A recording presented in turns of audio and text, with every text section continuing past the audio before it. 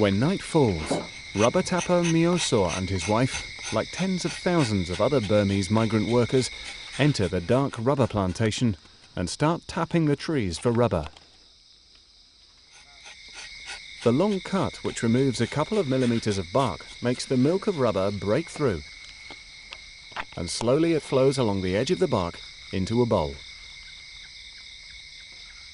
It's these drops from rubber plantations in Southeast Asia which, drop by drop, will become the rubber used by tyre producers like Bridgestone, Michelin, Goodyear and Continental.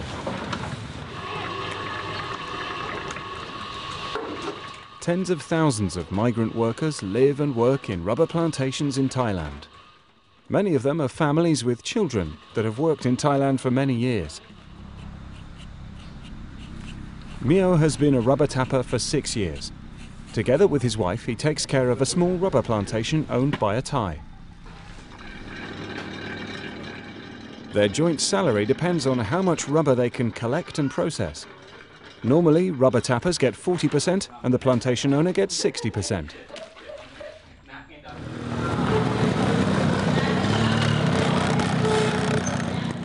Rubber farmers sell their rubber to local traders. The farmers have no influence on the price they get, and the price is much lower than what the rubber factories pay the traders. The rubber farmers and their migrant workers have no minimum price guarantee. Everyone must take the price that the big tyre producers in the end are willing to pay. สัดส่วนนี้เหมือนราคาเปิดมาสักครึ่งอ่ะครึ่งก็เหมือน80ก็เรามาซื้อได้แค่40แล้วก็มาส่งเท่าแก่เขาก็เพิ่มมาอีก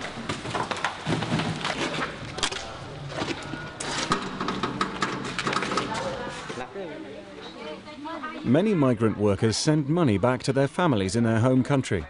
because sending back money has been part of the purpose of migrating to Thailand. Especially the single men send most of their salary back home. They have a very modest standard of living, and at the plantations they often live at least 3 in the same room.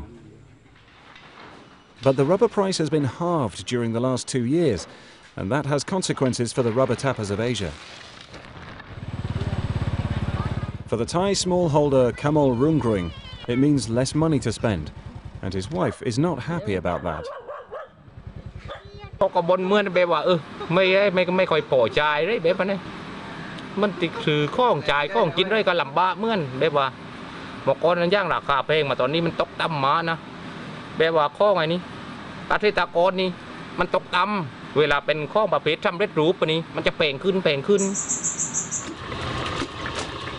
Nobody knows when the rubber price stops falling. The price fall means that some migrant workers no longer send money back home. ตัวนี้ก็ส่งไม่ได้ก็และปีที่แล้วก็ส่งได้ก็ปีที่แล้วประมาณได้สั้นๆด้วยก็นั่นแหละส่งได้เลือดแต่เท่าไรก็ส่งไปแล้วก็และเดียวก็ปีนี้ก็ไม่ได้ส่งนะ For many migrant workers, a low rubber price also means they cannot afford to send their children to school.